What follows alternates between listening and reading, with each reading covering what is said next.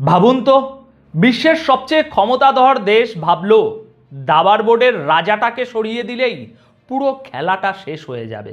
তারা ভাবল ইরানের সুপ্রিম লিডার আয়াতুল্লাহ খামিনিকে সরিয়ে দিলেই তেহরান হাঁটু গেড়ে বসে পড়বে, ঠিক যেমনটা ভেনিজুয়েলায় হয়েছিল। কিন্তু আর ঠিক এখানেই গল্পের মোড় ঘুরে গেল।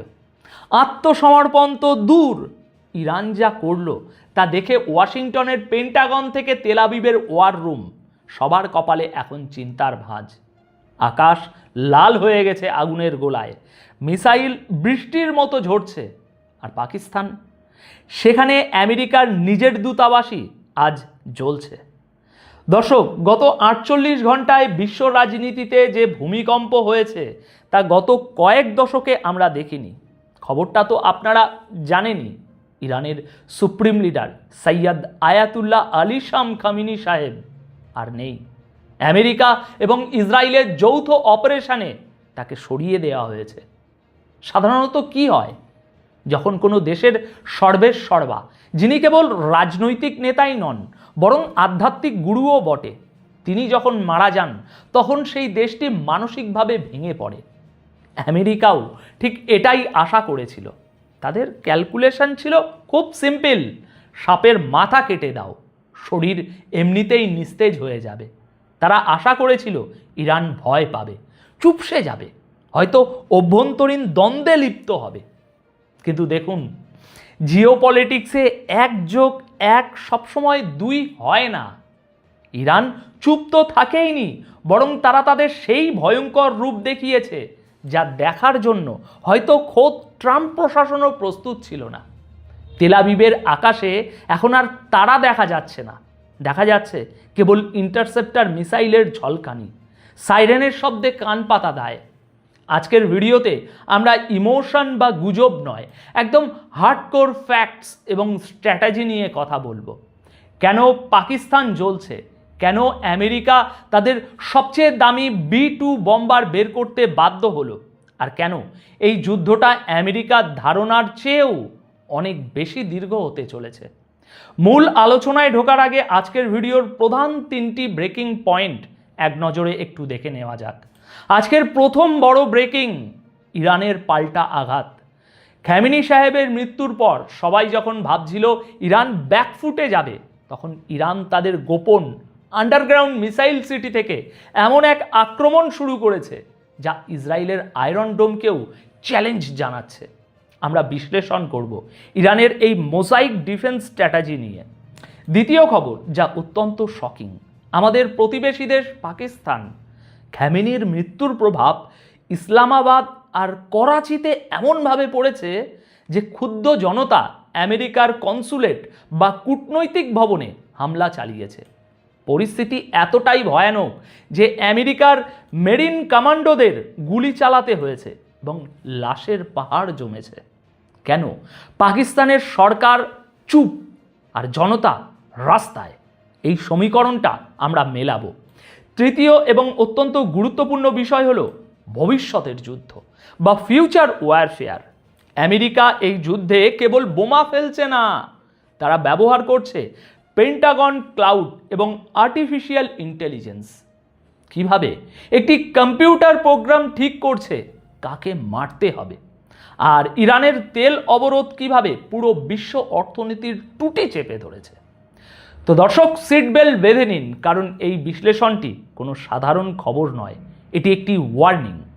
আজ 2রা মার্চ 2026 সোমবার বিকেল 4টে এই খবর পড়ছি। দেখুন, জিওপলিটিক্সে একটা কথা আছে, শত্রুকে দুর্বল ভাবাটা সবচেয়ে বড় দুর্বলতা। আমেরিকা এবং ইসরায়েল এই অপারেশনটি চালানোর সময় একটা খুব বড় ভুল অঙ্ক কষেছিল। তারা ইরানকে ভেনিজুয়েলার সাথে গুলিয়ে ফেলেছিল। আপনাদের মনে আছে ভেনিজুয়েলার কথা? সেখানে যখন মাদুরোকে ক্ষমতাচ্যুত করা বা সরিয়ে দেওয়া হয়েছিল, তখন ভেনিজুয়েলার জনগণ কিন্তু রাস্তায় নেমে আমেরিকার বিরুদ্ধে যুদ্ধ করেনি। তারা অনেকটা মেনেই নিয়েছিল অথবা চুপচাপ ছিল। আমেরিকা ভেবেছিল খামেনির ক্ষেত্রেও একই স্ক্রিপ্ট কাজ করবে। তারা ভেবেছিল খামেনি চলে গেলে ইরানের মানুষ হাঁপ ছেড়ে বাঁচবে, নতুন কোনো পুতুল সরকার বসানো সহজ হবে ইরানে। কিন্তু দর্শক, এখানেই হচ্ছে আসল জিওপলিটিক্যাল মাস্টার স্ট্রোক। ইরান কি নয়, ভেনিজুয়েলা নয়। খামেনি কেবল একজন প্রেসিডেন্ট বা প্রধানমন্ত্রী ছিলেন না, তিনি ছিলেন একটা আইডিওলজি বা মতাদর্শের প্রতীক। সারা বিশ্বের মুসলিম সম্প্রদায়ের মানুষের কাছে তিনি ছিলেন একটা আবেগের নাম।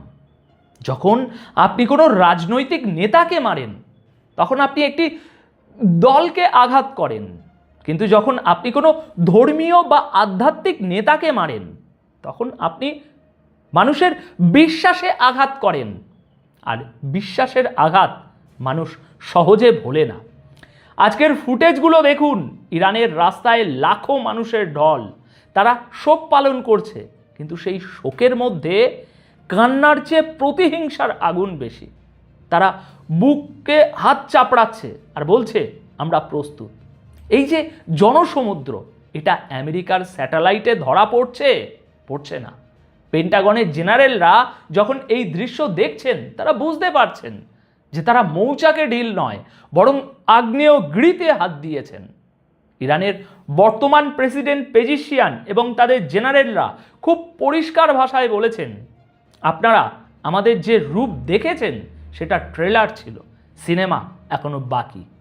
এই যে আত্মবিশ্বাস, এটা কোনো সাধারণ নেতার থাকারই কথা নয়, যার সুপ্রিম লিডার মাত্র মারা গেছেন। এর মানে চেন অফ কমান্ড এখনো অটুট আছে। আমেরিকা ভেবেছিল বিশৃঙ্খলা হবে, কিন্তু ইরান দেখাচ্ছে চরম শৃঙ্খলা এবং ভয়াবহ আক্রোশ। এখন প্রশ্ন হলো, ইরান এত সাহস পাচ্ছে কোথায়? আমেরিকার মতো সুপার পাওয়ারের সামনে দাঁড়িয়ে চোখ রাঙানো কি মুখের কথা? দেখুন, ইরানের একজন শীর্ষ জেনারেলের একটা স্টেটমেন্ট খুব ভাইরাল হয়েছে। তিনি বলেছেন, আমরা গত 20 বছর ধরে ঘুমাচ্ছিলাম না। আমরা আমাদের উত্তরে আফগানিস্তান আর পশ্চিমে ইরাক, এখানে আমেরিকার যুদ্ধ দেখেছি। আমরা অবজার্ভ করেছি আমেরিকা কিভাবে হামলা করে, কিভাবে তারা আকাশ দখল করে, কিভাবে তারা র্যাডার জাম করে। সিরিয়াসলি বলুন তো, 20 বছর ধরে কেউ যদি কেবল তার শত্রুর দুর্বলতা আর শক্তির জায়গাগুলো নোট করতে থাকে, তবে সে কতটা ভয়ঙ্কর হতে পারে। ইরান পরিষ্কার বার্তা দিয়েছে, আমরা জানতাম একদিন তোমরা আসবে, আর আমরা ঠিক এই দিনটার জন্যই অপেক্ষা করছিলাম। এই মানসিক প্রস্তুতি ইরানকে ভেনিজুয়েলা বা ইরাক হতে দেয়নি, আর আশা করি উপর আলার দয়ায় সেটা কোনোদিনও হবেও না। এবার চলুন একটু আমাদের পাশের বাড়ির দিকে তাকাই, পাকিস্তান। দর্শক, খুব অদ্ভুত একটা ব্যাপার লক্ষ্য করুন। পাকিস্তান একটি সুন্নি সংখ্যাগরিষ্ঠ দেশ। তাদের সরকার এবং সেনাবাহিনী ঐতিহাসিকভাবেই আমেরিকার সাথে ঘনিষ্ঠ, এবং শিয়া সুন্নি দ্বন্দ্বে তারা সাধারণত শিয়াদের বিপক্ষে বা নিউট্রাল থাকার চেষ্টা করে। কিন্তু খামেনি সাহেবের মৃত্যুর পর পাকিস্তানের রাস্তায় যা হচ্ছে তা অবিশ্বাস্য।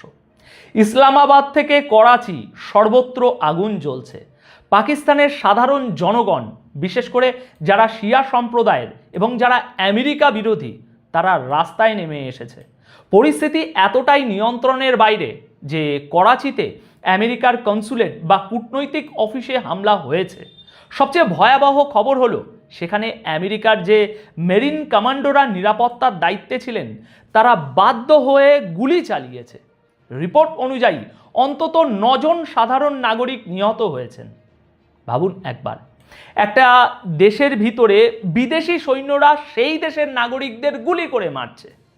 এটা কত বড় একটা সার্বভৌমত্ব লঙ্ঘন, কত বড় একটা অরাজকতা।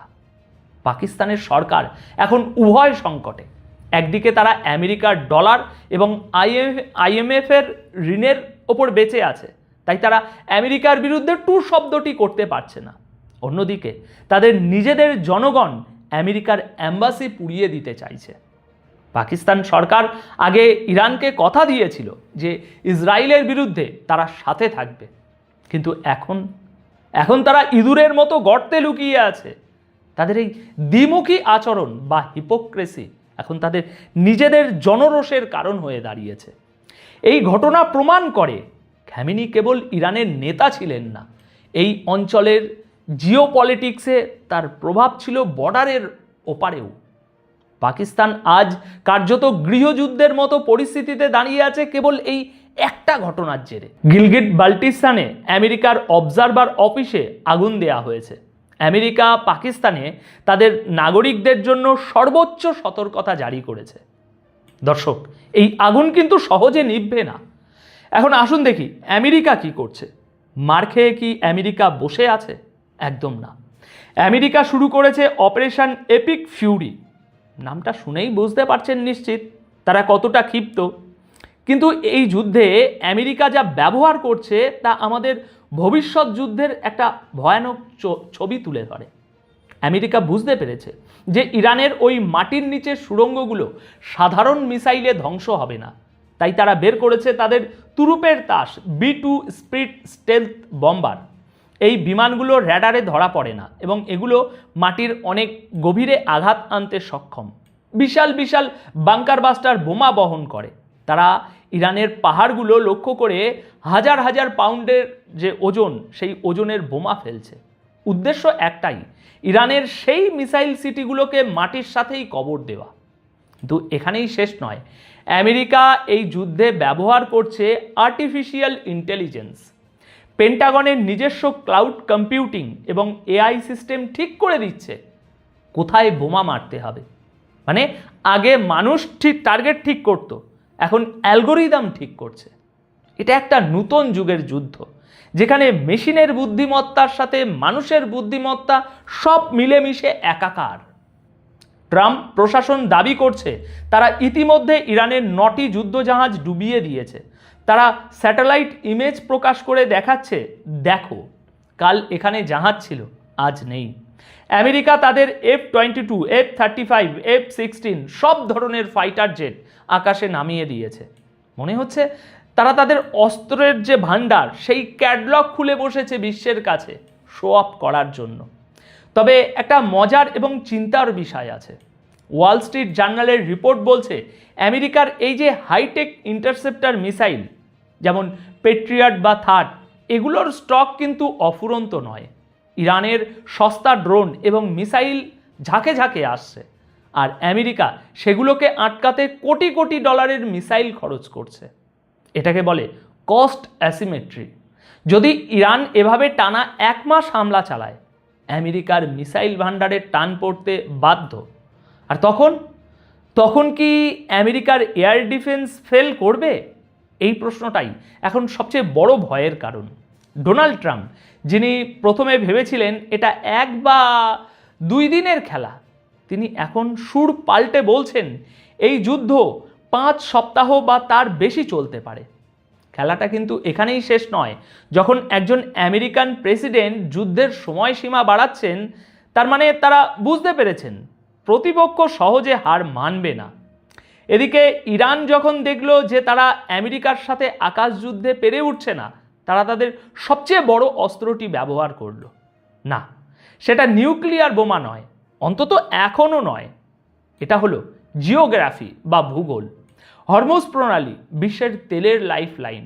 ইরান ঘোষণা দেয়নি, কিন্তু কার্যত তারা এই পথটি বন্ধ করে দিয়েছে।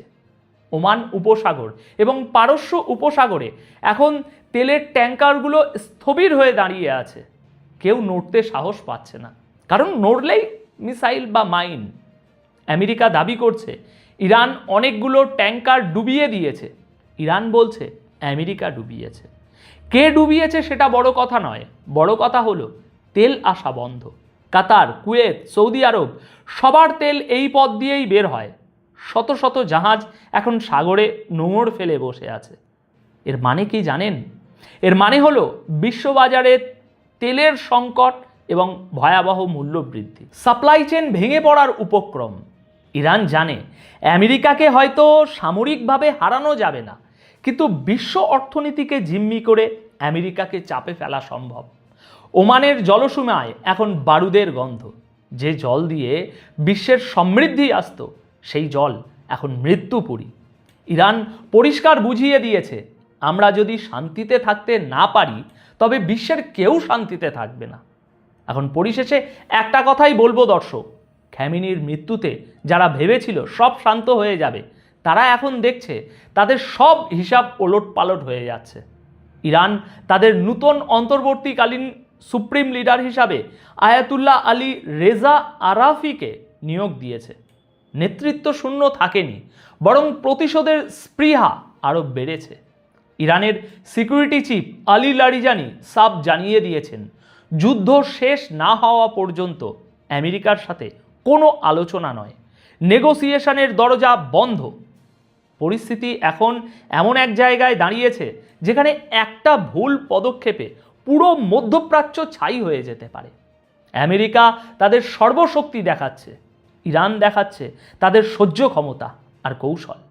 এখন আমার প্রশ্ন আপনাদের কাছে, আপনারা কি মনে করেন, আমেরিকার এই আধুনিক এআই এবং B2 বম্বার কি পারবে ইরানের মাটির নিচের 20 বছরের প্রস্তুতিকে ধ্বংস করতে?